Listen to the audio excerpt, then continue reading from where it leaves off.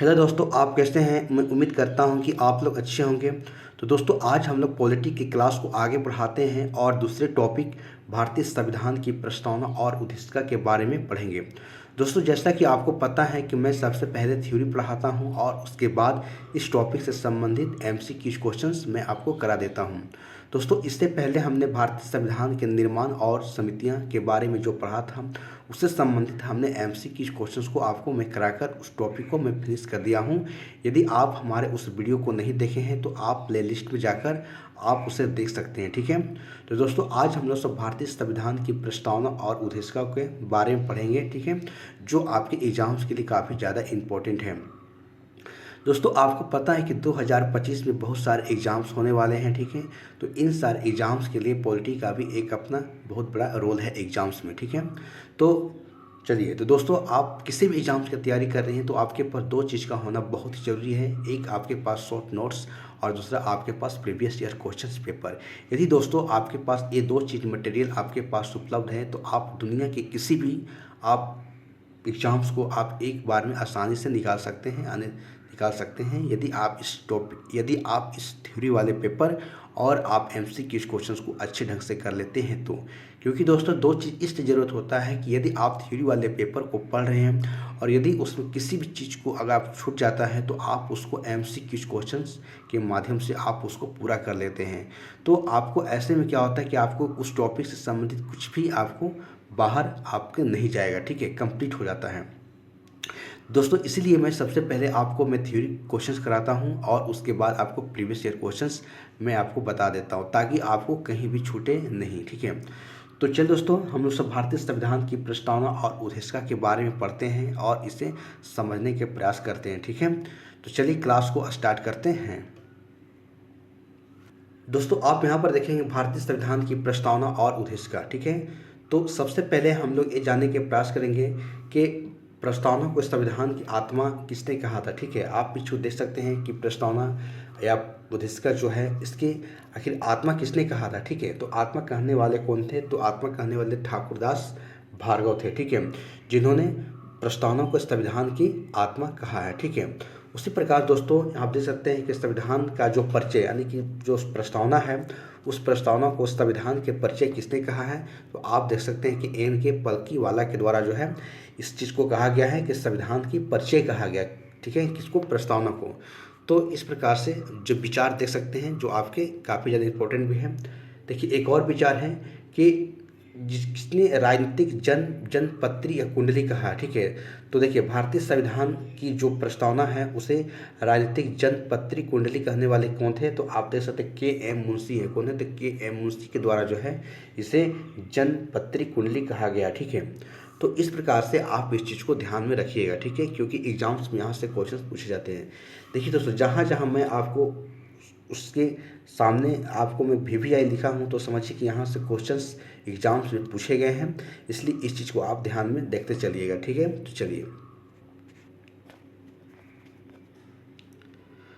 दोस्तों, आप देख सकते हैं कि प्रस्तावना की बातें हो रही है, ठीक है। तो आप सबसे पहले प्रस्तावना को ये समझेंगे, जो हमारा प्रीएम्बल है इसको ये समझेंगे कि विचार, अगर विचार की बात करें हम तो विचार जो प्रस्तावना में जो भी विचार लिए गए हैं उसको थॉट कहाँ से लिए गए, ठीक है। तो इसको कहाँ से? अमेरिका से लिए गए, ठीक है। इस चीज़ को आप ध्यान रखिएगा। उसी प्रकार से अगर प्रस्तावना के जो हमारा आधार बेस क्या है, तो इसका क्या है? उद्देश्य प्रस्ताव है। उसके बाद भाषा, अगर प्रस्तावना के जो जो लिखा गया है उसकी भाषा कहाँ से लिया गया है, तो इसे ऑस्ट्रेलिया से लिया गया, ठीक है। तो आप इस चीज़ को ध्यान रखिएगा कि जो प्रस्तावना है प्रीएम्बल है तो इससे जो है विचार की बात करें तो अमेरिका से और भाषा की बात करें हम तो ऑस्ट्रेलिया से लिया गया, ठीक है। तो इस चीज़ को आप यहाँ पर ध्यान रखिएगा, ठीक है। तो चलिए आगे देखते हैं।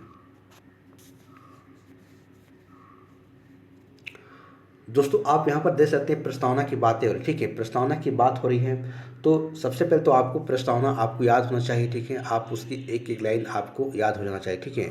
देखिए, प्रस्तावना की बातें सबसे पहले हम जो शुरुआत करते हैं, जैसा आप देख सकते हैं कि हम भारत देखते हैं, हम भारत के लोग, ठीक है, भारत को, ठीक है, प्रभु संपन्न समाजवादी पंथ निरपेक्ष, ठीक है, पंथ निरपेक्ष। उसके बाद है उसके बाद है लोकतांत्रिक गणराज्य, ठीक है। उसके बाद न्याय, स्वतंत्रता, समरूपता, इस चीज़ को बारे में यहाँ पर बताया गया, ठीक है।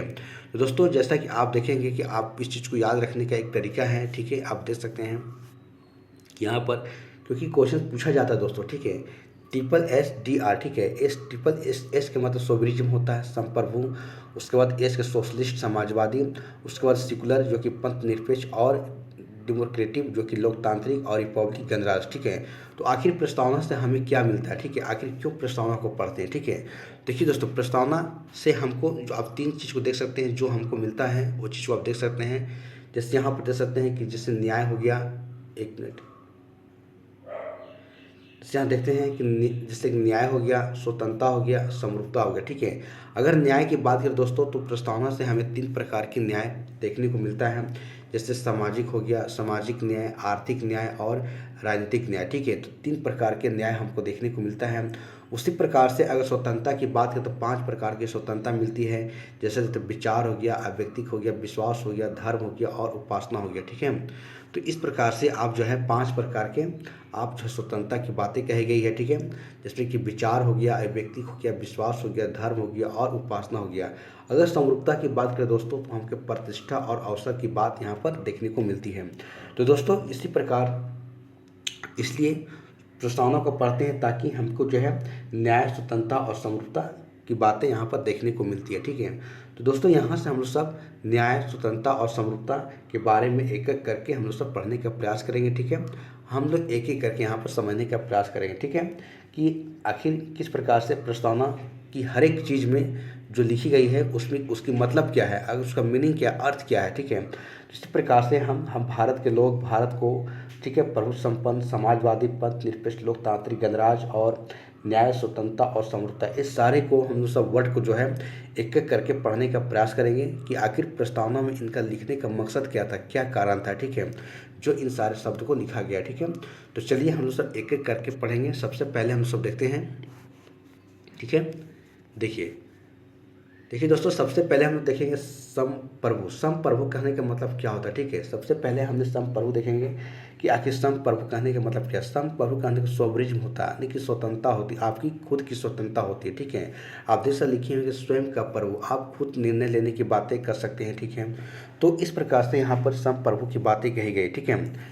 देखिए लिखा हुआ है कि कोई देश जो अपने आंतरिक और बाहरी निर्णय स्वयं ले सके उसे संप्रभु राष्ट्र कहते हैं। देखिए, तो जैसे कि आपको पता है दोस्तों कि भारत हमारा एक संप्रभु राष्ट्र है, क्योंकि भारत जो है अपने आंतरिक और बाहरी दोनों निर्णय लेने स्वयं ही लेता है, ठीक है। तो इस प्रकार से संप्रभु को समझ सकते हैं कि जो कि आंतरिक, जो कि आपके देश के अंदर, और बाहर जो कि देश के बाहर अगर आपको निर्णय ले रहे हैं तो समझिए कि आप एक संप्रभु राष्ट्र है, ठीक है। तो उसी चीज़ को यहाँ पर बातें कही जा रही, ठीक है। उस प्रकार से आगे देखते हैं इसमें और क्या लिखा गया है। देखिए दोस्तों, यहाँ पर बातें कही गई है, आप देख सकते हैं, ठीक है। यहाँ देख सकते हैं कि संप्रभुता के प्रकार, आखिर संप्रभुता के कितने प्रकार हैं देख सकते हैं। जैसे कि देखे हैं कि आंतरिक संप्रभुता, जो कि आप आंतरिक संप्रभुता हो गया, बाहरी संप्रभुता हो गया, कानूनी संप्रभुता हो गया, और नाम एक संप्रभुता हो गया, ठीक है, और वास्तविक संप्रभुता हो गया, ठीक है। जबकि आपको पता है कि वास्तविक जो संप्रभुता है वो जनता के पास ही है, और एक नाम मात्र की संप्रभुता राष्ट्रपति के पास है, ठीक है। तो इस प्रकार से आप जो है यहाँ पर देख सकते हैं कि संप्रभुता कितने प्रकार की हैं, ठीक है। तो चलिए, ठीक है, तो इसके और आगे देखते हैं क्या लिखा गया है, ठीक है। देखिए दोस्तों, यहाँ पर बातें हो रही है समाजवादी की। समाजवाद दूसरा हमारा समाजवादी था, संप्रभुता के बाद समाजवादी पढ़ेंगे, ठीक है। तो सोशलिस्ट, देखिए समाजवाद कहने का मतलब होता है कि आप इसमें देखेंगे जैसे कि उदारवाद हो गया, उसके बाद मार्क्सवाद हो गया, उसके बाद हमारा समाजवाद हो गया, और साम्यवाद हो गया, ठीक है। तो आप इनके बारे में एक एक करके पढ़ने के प्रयास करेंगे, ठीक है, कि आखिर उदारवाद क्या है, मार्क्सवाद क्या है, समाजवाद क्या है, और साम्यवाद क्या है, ठीक है। ठीक है, तो समाजवाद की बातें तो समाज के प्रति बातें करना, ठीक है। आप देख सकते हैं सब से ही पता चल रहा है कि इनकी जो भी सोच होगी समाज के बारे में सोच होगी, ठीक है। तो इस प्रकार से यहाँ पर हम देखेंगे, प्रयास करेंगे। देखिए दोस्तों, यहाँ लिखा हुआ उदारवाद। उदारवाद की बात करें हम तो इसके जनक सबसे पहले आप याद रखिएगा कि जॉन लॉक हैं, और जॉन लॉक उसके जो जनक हैं, और अर्थव्यवस्था पर सरकार का नियंत्रण नहीं होता, ठीक है। आप देख सकते हैं कि यहाँ पर इनका कहना है, जॉन लॉक का कहना है कि अर्थव्यवस्था पर सरकार का नियंत्रण नहीं होता, ठीक है, और यह यूरोप में फैला हुआ, ठीक है। तो इस बातें को कहा जा रहा है, ठीक है। जो कि जॉन लॉक का जो उनके विचार हैं, जो कि उदारवाद के जो जनक हैं, उनका यही कहना है कि अर्थव्यवस्था पर, जो कि हमारे जो देश की जो अर्थव्यवस्था है उस पर सरकार का कोई नियंत्रण नहीं होता है, और यह जो है यूरोप में फैला हुआ, ठीक है। इस चीज़ को आप देखिएगा, क्योंकि उदारवाद कहाँ फैला हुआ, यूरोप में फैला हुआ, ठीक है। उसी प्रकार अगर मार्क्सवाद की बात करें हम, तो इनके जनक हमारे कौन हैं, तो कॉल मार्क्स है, ठीक है, और जो कि जर्मनी में फैला हुआ, ठीक है। तो आप देख सकते हैं कि किस प्रकार के जो जनक हैं और उनके विचार हैं और वो कहाँ पर फैले हुए हैं, ठीक है। तो इस चीज़ को यहाँ से आप समझने का प्रयास कीजिएगा। देखिए दोस्तों, अगर बात करें हम तो समाजवाद की, ठीक है, आप देख सकते हैं कि एक समाजवाद उसी में था हमारा, क्योंकि उदारवाद, मार्क्सवाद, समाजवाद। तो समाजवाद के बाद देखेंगे कि समाजवाद कहता है दोस्तों, इसके जनक हमारा कौन है, तो जॉन लेनिन है, ठीक है। और अर्थव्यवस्था के विभिन्न स्रोतों पर सरकार का नियंत्रण होता है। देखिए दोस्तों, यहाँ क्योंकि हमारे यहाँ तो समाजवादी हैं, तो यही बताया जा रहा है कि इसके जनक जो है जो कि लेनिन को माना जाता है, ठीक है। और इसमें बताया गया है कि जो अर्थव्यवस्था है उनके सभी जो स्रोत हैं, उन उत्पाद हैं, उन पर सरकार का नियंत्रण होता है, ठीक है, क्योंकि हमारे यहाँ तो सभी पर नियंत्रण है ही। उसके बाद देखिए दोस्तों, समाजवाद की बात करें हम, तब 42वें संविधान संशोधन 1976 के माध्यम से इसे जो है जोड़ा गया था, ठीक है। आप देख सकते हैं कि प्रस्तावना में 42वें संविधान संशोधन 1976 के माध्यम से समाजवाद शब्द को जोड़ा गया है, ठीक है। दोस्तों आप देख सकते हैं यहाँ से बहुत सारे क्वेश्चन पूछे गए हैं, आप देख सकते हैं जो बीपीएससी में पूछे गए थे, तो इस प्रकार से आप देख सकते हैं, ठीक है। उसके बाद दोस्तों इसी में और लिखा गया है, आप देख सकते हैं, ठीक है। देखिए कि भारत का समाजवाद गांधीवादी और लोकतांत्रिक है, ठीक है। आप देख सकते हैं कि भारत का समाजवाद है एक गांधीवादी है और लोकतांत्रिक, जो कि लोगों के द्वारा इस पर बताया गया, ठीक है। तो आप यहाँ से याद रखिएगा, ठीक है। देखिए उसके बाद एक लास्ट आता है साम्यवाद। साम्यवाद की बात करें, जैसे कम्युनिज्म है, ठीक है, जो कि चीन में फैला हुआ, ठीक है। और इसके जो जनक है माओ त्से तुंग है, ठीक है। और इसकी शासन एक कम्युनिटी समुदाय में होती, ठीक है। आपको पता है कि चीन में एक जो साम्यवाद वहाँ चलता है, ठीक है। वहाँ क्या होता है कि वहाँ जो भी सरकारें बनती हैं उसी पार्टी की, जो कि हमेशा वहाँ सरकारें बनती रहती है, ठीक है। तो आप इस चीज़ को देख सकते हैं, ठीक है। तो वही कह रहा है, ठीक है, कि साम्यवाद के जो फैला हुआ है, चीन में फैला हुआ है, और इसके जनक जो है माओ त्से तुंग है, ठीक है। और इसकी जो कि शासन जो है एक कम्युनिटी समुदाय में होती है, ठीक है। तो आप चीज़ को देखते भी होंगे, ठीक है। तो चलिए अगले देखते हैं, ठीक है, और क्या इसमें है। देखिए दोस्तों, अभी तक हमने देखा, ठीक है, अभी तक हमने देखा समप्रभु देखा, समाजवाद देखा, और उसके बाद तीसरा हमारा है कि पंथ निरपेक्ष, और जो हमारा धर्मनिरपेक्ष की बातें कही जा रही है, ठीक है। देखिए दोस्तों, यहाँ पर बातें हो रही धर्मनिरपेक्ष की बातें हो रही है, पंथ निरपेक्ष, ठीक है। तो यहाँ देखने का प्रयास करें, ठीक है। देखिए धर्मनिरपेक्ष कहने का मतलब होता है धर्म से अलगाव, ठीक है। आप यहाँ पर देख सकते हैं। देखिए दोस्तों, धर्म कहने का मतलब वही होता है कि धर्म नियमों का एक समुच्चय होता है, ठीक है, और जिनके नियमों को व्यक्ति अपने जीवन जीने के लिए धारण करता है, व्यक्ति करता है, ठीक है। देखिए दोस्तों, अभी आप समाज में बिना धर्म के आप जी नहीं सकते हैं, ठीक है। यदि आपको समाज से जुड़े रहना है तो आपको धर्म के साथ ही चलना पड़ेगा, ठीक है। तो उसी एक बातों को यहाँ पर कही जा रही है कि धर्म जो है इन नियमों का एक समुच्चय है, जिन नियमों को व्यक्ति अपने जीवन जीने के लिए धारण करता है, ठीक है। तो आप समझ सकते हैं कि आपके जीवन में धर्म का कितना ज़्यादा महत्व है, ठीक है। तो चलिए और देखते हैं इसमें और क्या लिखा गया आगे है। देखिए दोस्तों, यहाँ लिखा हुआ है धर्मनिरपेक्ष का अर्थ होता है धर्म से अलगाव होना, ठीक है। तो दोस्तों, आप महात्मा गांधी जी का एक विचार है, इस पर बताया गया था कि भारत में महात्मा गांधी जी ने पंथ निरपेक्ष का सिद्धांत दिया, ठीक है, जिसके अनुसार व्यक्ति पंथ निरपेक्ष से अलगाव हो सकता है, परंतु धर्म से नहीं। देखिए दोस्तों, यहाँ पर बातें कही जा रही हैं, महात्मा गांधी जी का विचार है कि महात्मा गांधी जी का कहना है कि व्यक्ति जो है धर्म से अलग नहीं हो सकता, बल्कि एक पंथ से अलग हो सकता। पंथ कहने के मतलब दोस्तों, आप किसी से मान लिया जाए कोई एक संघ बना हुआ है, ठीक है, तो आप उसे जुड़ सकते हैं और आप उसे हट भी सकते हैं, उसमें कोई फर्क नहीं है, लेकिन आप धर्म से अलग नहीं हो सकते हैं, ठीक है। तो इसी चीज़ को महात्मा गांधी जी ने यहाँ पर अपने एक वचन दिए हैं, एक बात कहे हैं कि व्यक्ति जो है धर्म से अलगाव नहीं कर सकता है, बल्कि वो पंथ से अलग हो सकता है। अगर आप किसी संस्था से, किसी आप जैसे बहुत सारे संस्था हैं, आप वहाँ से जुड़ सकते हैं, वहाँ से हट भी सकते हैं, उससे कोई दिक्कत नहीं है, लेकिन आप धर्म से अलग नहीं हो सकते हैं, ठीक है। तो इस बात को महात्मा गांधी जी ने समझाने के प्रयास किए हैं, ठीक है। तो चलिए आगे देखते हैं इसमें।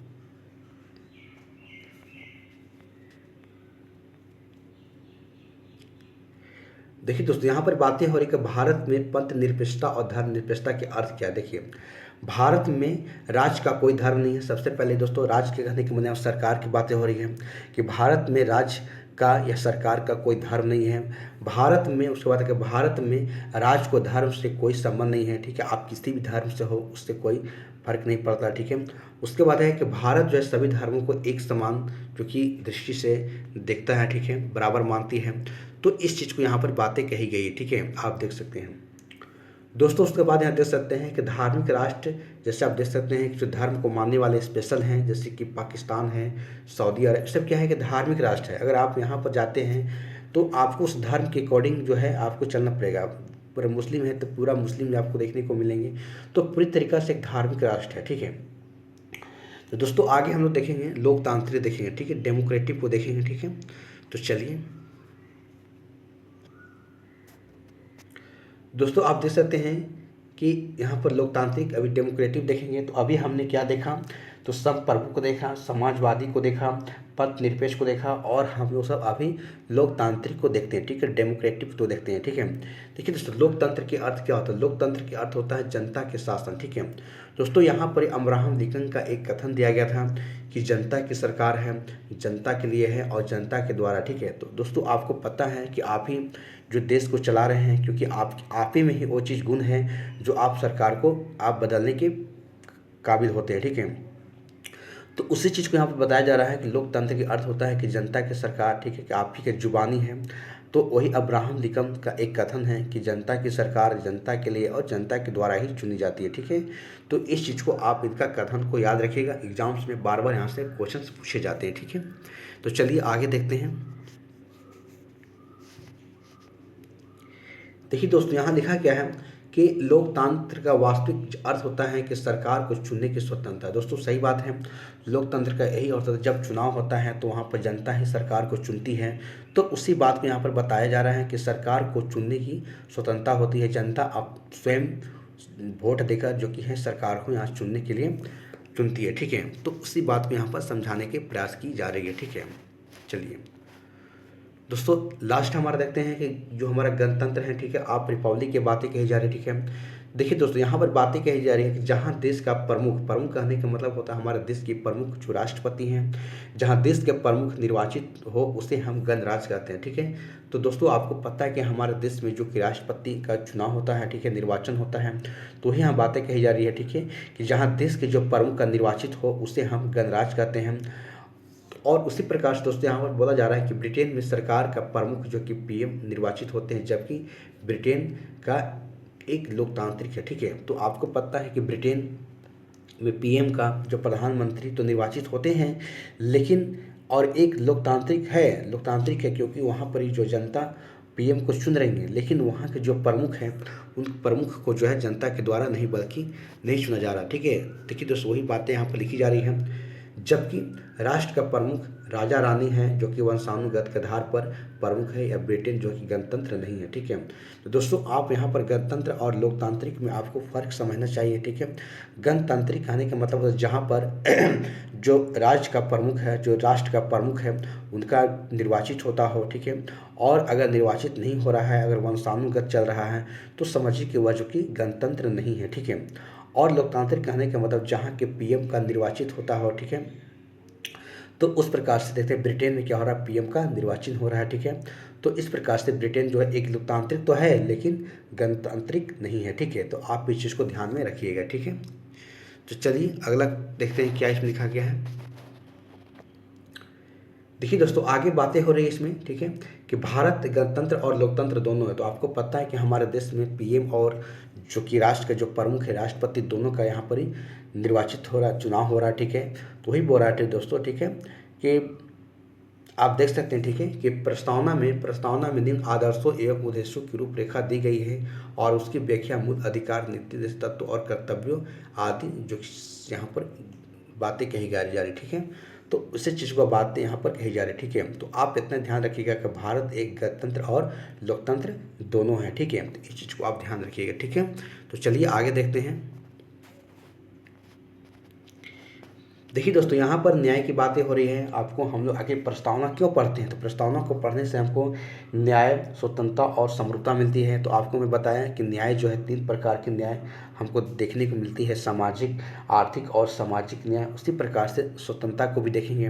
तो सबसे पहले हम लोग न्याय को देखते हैं, ठीक है, जस्टिस को देखते हैं, ठीक है। देखिए दोस्तों, भारत में अगर भारत की बात करें तो भारत के संविधान में जो रूस की क्रांति जो 1917 से सामाजिक, आर्थिक और राजनीतिक न्याय का सिद्धांत लिया गया है। तो आप इसको ध्यान रखिएगा कि जो भारत के संविधान में अगर बात करें हम सामाजिक, आर्थिक और राजनीतिक न्याय का सिद्धांत कहाँ से लिया गया है, तो रूस की जो क्रांति 1917 से हुई थी वहाँ से जो है इस चीज़ को लिया गया है, ठीक है। तो आप इस चीज़ को ध्यान में रखिएगा, क्वेश्चन यहाँ से पूछे गए हैं, ठीक है, एग्जाम में। चलिए देखिए दोस्तों, यहाँ पर बातें हो रही कि सामाजिक न्याय का अर्थ क्या होता है, ठीक है। दोस्तों, सामाजिक न्याय नाम से पता चल रहा है कि समाज के प्रति वो उनकी एक अच्छी महत्वाकांक्षा होगी, ठीक है। देखिए, सामाजिक न्याय कहने का मतलब होता है कि समाज में न्याय की स्थापना करना, ठीक है। समाज में न्याय की स्थापना करने की बातें हो रही है, ठीक है। और दोस्तों, अगर देख सकते हैं कि संविधान के जो हमारा अनुच्छेद हैं, आप देख सकते हैं कि 38 हो गया, 39 का 1 हो गया, और 41 हो गया, 42 हो गया, और उसके बाद 46 हो गया, 47 आदि जो सामाजिक न्याय की स्थापना करता है, ठीक है। तो दोस्तों, आप इस चीज़ को जब हम अनुच्छेद पढ़ेंगे, आर्टिकल्स पढ़ेंगे, तो वहाँ पर हम लोग सब एक एक करके जब पढ़ेंगे तो और भी अच्छी तरीक़े से हम वहाँ पर समझ पाएंगे, ठीक है। तो फिलहाल के लिए आप बस इतना याद रखिएगा कि जो संविधान में जो अनुच्छेद हैं 38 है, 39A हैं, 41 से 42, 46 से 47 आदि जो सामाजिक न्याय की स्थापना करता है, ठीक है। तो अभी फिलहाल के लिए आप इतना ही याद रखिए, ठीक है। तो चलिए देखिए दोस्तों, यहाँ पर बातें हो रही है कि आर्थिक न्याय की, ठीक है। अभी सामाजिक न्याय के बारे में पढ़ा, अभी उसके बाद आर्थिक न्याय के बारे में देखेंगे हम। देखिए, आर्थिक न्याय का अर्थ होता है कि संस्थानों पर सभी का समान नियंत्रण होना, और अनुच्छेद 39B और 39C जो है आप देख सकते हैं ये आर्थिक न्याय की स्थापना करता है। देखिए दोस्तों, यहाँ पर बातें हो रही हैं कि आज जो भी हमारे देश में संसाधन हैं, तो उन संसाधनों पर सभी का अधिकार होना। आप देख सकते हैं कि बहुत सारे अभी आप देख सकते हैं कि जो भी सरकार जो है कल्याण के लिए, जो भी वेलफेयर के लिए काम करती है, तो क्या करती है, सभी के लिए करती है। अगर देखा जाए तो कोई भी सरकार अगर स्कीम लाती है, लेकर आती है, कोई भी अगर नीति लाती है, तो क्या सभी के लिए रहता है, ठीक है। तो उसी प्रकार बोला दोस्तों कि अगर संसाधनों की बात करें हम, तो संसाधनों पर सभी का समान अधिकार होता है। तो इसी चीज़ को 39B और 39C में इस बात को कहा गया, ठीक है। जब हम लोग 39B और 39C जब आर्टिकल्स पढ़ेंगे तो और ज़्यादा यहाँ पर हम लोग को क्लियर हो जाएंगे। तो फिलहाल के लिए भी आप इतना समझने के प्रयास कीजिएगा कि जो भी देश में जो भी संसाधन है, उन संसाधनों पर सभी जो हमारे देशवासियों का क्या है, अधिकार है, ठीक है। चलिए तो आगे देखते हैं। देखिए दोस्तों, आगे बातें की जा रही है राजनीतिक न्याय का अर्थ, ठीक है। राजनीति की बातें हो रही हैं, तो दोस्तों अनुच्छेद 326 की बात करें हम के तहत चुनाव लड़ने और वोट देने का अधिकार राजनीतिक न्याय की स्थापना करता है। दोस्तों, आपको पता है कि अनुच्छेद 326 में इसी बात को कहा गया है कि यदि आपकी उम्र 18 साल हो गई है तो आप वोट देने के लिए योग्य है, ठीक है। और उसके बाद 21 के बाद जो है आप जो है चुनाव भी यहाँ पर लड़ सकते हैं, ठीक है। तो पंचायती राज का, ठीक है। तो इस प्रकार से यहाँ बातें कही जा रही हैं अनुच्छेद 326 में, ठीक है, के तहत जो है चुनाव लड़ने और वोट देने का एक क्या है, एक राजनीतिक न्याय की स्थापना करता है, ठीक है। तो आप इस चीज़ को यहाँ पर ध्यान में रखिएगा, ठीक है। तो चलिए आगे हम दोस्तों और स्वतंत्रता के बारे में देखते हैं, ठीक है, कि कितने प्रकार के जो लाइबिलिटीज यहाँ पर दी गई हैं स्वतंत्रता देखते हैं।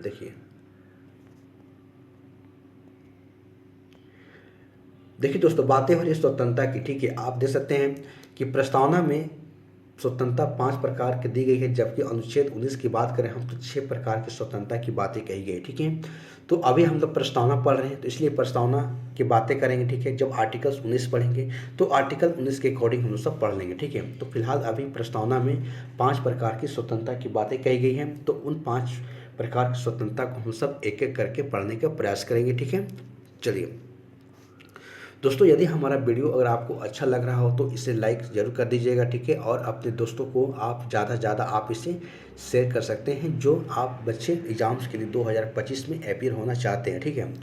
उनके लिए काफ़ी ज़्यादा इंपॉर्टेंट है, क्योंकि मैं सबसे पहले थ्योरी पढ़ा रहा हूँ और उसके बाद आपको 1-2 दिन समय देकर मैं इसका MCQ क्वेश्चन को भी करा दे रहा हूँ, ताकि आपको MCQ और थ्योरी वाले पेपर पूरी तरीक़ा से आपको टॉपिक जो है कवर हो जाए, ठीक है। क्योंकि इससे ज़्यादा आपको नहीं पूछेगा दोस्तों, मेरा इस चीज़ को मानना है, क्योंकि मैं भी इसी आप ही के बीच से निकल कर आया हूँ और हमको पता है कि क्वेश्चंस कहाँ से पूछे जा रहे हैं, ठीक है। तो चलिए देखिए दोस्तों, बातें हो रही प्रस्तावना की, ठीक है। आप देख सकते हैं कि प्रस्तावना की बातें हो रही। प्रस्तावना में अगर स्वतंत्रता की बात करें हम, जैसे आप देख सकते हैं कि विचार हो गया, व्यक्तिक हो गया, विश्वास हो गया, धर्म हो गया और उपासना हो गया। दोस्तों यहाँ पर अगर बात करें हम विचार, अगर विचार की बात करें हम, विचार का देख सकते हैं कि विचार और व्यक्ति जो अनुच्छेद 19 की क में जो है इस बात को कहा गया है। और उसके बाद यहाँ देख सकते हैं कि आपको विश्वास हो गया, धर्म और उपासना की बात करें हम, तो आर्टिकल्स आप देख सकते हैं कि 25, 26, 27 और 28 में इस बात को यहाँ पर बताया गया, ठीक है। तो जब हम लोग सब आर्टिकल्स पढ़ेंगे तो और ज़्यादा हमारा क्लियर हो जाएंगे, ठीक है। तो फिलहाल के लिए अभी हम इस चीज़ को एक एक करके पढ़ने के प्रयास करेंगे। चलिए देखिए दोस्तों, उसकी बातें हो रही समानता की, ठीक है। समानता की आपको बातें और इक्वलिटी की, जिसमें कि प्रतिष्ठा की बातें कही गई है और एक अवसर की बातें कही गई, ठीक है। तो आप देख सकते हैं कि अनुच्छेद जो कि हमारा 15, 17 और 18 क्या है, एक प्रतिष्ठा की बातें करती है और उसके बाद अवसर आपको 16 में बातें यहाँ पर बताया गया, ठीक है। तो आप इस चीज़ को यहाँ पर ध्यान में रखिएगा, ठीक है। देखिए दोस्तों, यहाँ पर बातें कही जा रही है कि बंधुत्व, बंधुत्व कहने का मतलब होता है भाईचारा, ठीक है। जो कि एक हमारा क्या है, एक मौलिक कर्तव्य है, ठीक है। उसी प्रकार एकता जो कि यूनिटी की बातें कही जा रही है और अखंडता जो कि इंटेग्रिटी की बातें की। अखंडता कहने की जिसको आप अलग नहीं कर, खंड नहीं कर सकते हैं, ठीक है। तो वही हमारी प्रस्तावना इन सारे बातों को बताया गया, ठीक है। तो आप इस चीज़ को यहाँ पर ध्यान से में रखिएगा। चलिए दोस्तों, यहाँ पर देख सकते हैं एकता की बातें, और एकता कहने का मतलब होता है देश के लोगों के मध्य सांस्कृतिक और मनोवैज्ञानिक लगाव एकता कहते हैं, ठीक है। आपको पता है, ठीक है, देख रहे हैं कि जो भी हमारे देश की जो सांस्कृतिक हैं और मनोवैज्ञानिक हैं उनका लगाव एकता कहते हैं, ठीक है। तो इसमें एकता की बातें कह रही है, यूनिटी की बातें कही जा रही है, ठीक है। तो वही दोस्तों, आप जैसे मान लीजिए भारत है, अगर भारत से अगर बाहर अगर किसी देश में अगर आप जाते हैं तो आप क्या बोलते हैं, आप तो ये नहीं बोलते हैं कि हम भारत के आप इस गांव से आए हैं, नहीं, आप तो बोलते हैं कि डायरेक्ट हम इंडियन हैं। तो वहाँ पर क्या दिखा रहे हैं, आप एकता दिखा रहे हैं, यूनिटी दिखा रहे हैं, ठीक है। तो उसी चीज़ को यहाँ पर बातें कह रहे हैं कि आपने जो देश की जो सांस्कृतिक है, जो मनोवैज्ञानिक है, उसको आप यहाँ पर लगाव करने का प्रयास कर रहे हैं, ठीक है। आप एकता दिखा रहे हैं कि हम इंडियन हैं, क्या है, तो हम इंडियन हैं, भारतीय हैं। तो क्या है भारतीय करने का क्या हो, भारतीय में बहुत सारे वहाँ पर जगह के लोग वहाँ पर होंगे, तो वही यूनिटी की यहाँ पर बातें कही जा रही है, ठीक है। उसी प्रकार दोस्तों आगे देखेंगे, अखंडता की बातें कही जा रही हैं, आप देख सकते हैं। देखिए दोस्तों, अखंडता की बातें कही जा रही है, ठीक है, कि देश के भौगोलिक जुड़ाव को अखंडता कहते हैं, ठीक है। जैसे जियोग्राफिकल इंटीग्रिटी। देखिए दोस्तों, अगर बात करें हम, तो जैसे आज हम अखंडता क्या बात है, जैसे कि आज हमारा भारत है, तो भारत से अगर आपको अगर अभी अगर जे.एन.के को अलग कर दें तो क्या होगा, वो अखंडता हो जाएगा। लेकिन क्या है, हमारा जुड़ाव है, अलग नहीं है। तो वही है कि भौगोलिक जुड़ाव होना चाहिए, ठीक है, भौगोलिक जुड़ाव होना चाहिए। तो उसी को अब कह रहा है कि देश में भौगोलिक जुड़ाव को अखंडता कहते हैं, ठीक है। तो इसी प्रकार से दोस्तों यहाँ पर इस चीज़ को बातें हैं फिर समझाने के प्रयास की जा रही हैं। देखिए दोस्तों, आगे देखेंगे हम, उसमें लिखा गया, ठीक है, कि प्रस्तावना संविधान का जो है, ठीक है, आप देख सकते हैं, ठीक है, कि प्रस्तावना संविधान के भाग है या नहीं। आखिर प्रस्तावना जो है संविधान के भाग है नहीं, इस चीज़ को आप देख सकते हैं, ठीक है। तो देखिए तो सबसे पहले अगर बात करें हम, तो 1960 में दोस्तों यहाँ से क्वेश्चंस कंटिन्यू पूछे जाते हैं एग्जाम में, इसलिए आप यहाँ पर ध्यान रखिएगा कि बहुत सारे ऐसे विद्वानों का मत है कि प्रस्तावना जो है हमारा संविधान के भाग नहीं है, क्योंकि, ठीक है, आप देख सकते हैं, ठीक है। देखिए 1960 की बात करें हम, तो इसमें बताया गया है कि बेरूवादी, जो कि बेरूवादी बनाम भारत जो संघ के मामले में सर्वोच्च न्यायालय ने प्रस्तावना को संविधान के भाग मानने से इनकार कर दिया, ठीक है। अतः प्रस्तावना, अतः यहाँ पर बोला जा रहा है कि अतः प्रस्तावना संविधान, अतः यहाँ पर अतः प्रस्तावना जो है अतः प्रस्तावना में संशोधन नहीं किया जा सकता, ठीक है।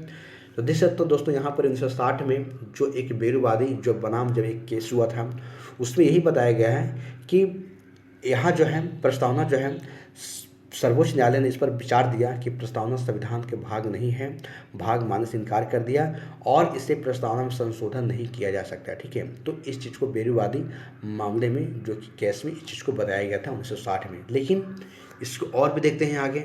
एक मामला हो गया 1960 का बेरूवादी का, उसके बाद दोस्तों यहाँ पर देखते हैं कि सन 1973 की बातें हो रही, ठीक है, कि केशवानंदा भारतीवाद, ठीक है, एक और केस हुआ जो केरल राज्य से संबंधित है। तो भारतीय संघ में, ठीक है, आप बताया गया है कि इस केस में सर्वोच्च न्यायालय ने प्रस्तावना के संविधान के भाग अंग माना है और अनुच्छेद 368 के तहत जो है प्रस्ताव में संशोधन किया जा सकता है। देखिए दोस्तों, यहाँ पर दो चीज़ बातें कही जा रही हैं। एक तो आपको 1960 के बेरुवादी मामला में सर्वोच्च न्यायालय ने इसको इनकार कर दिया, लेकिन 1973 की जो मामला हुआ, ठीक है, 24 अप्रैल 1973 को, जो केशवानंदा भारतीवाद जो कि केरल राज्य से संबंधित है, तो इसमें यही बताया गया कि सर्वोच्च न्यायालय ने प्रस्तावना को संविधान का क्या अंग माना, ठीक है, अतः इसे अनुच्छेद 368 के तहत संशोधन किया जा सकता है प्रस्तावना में, ठीक है।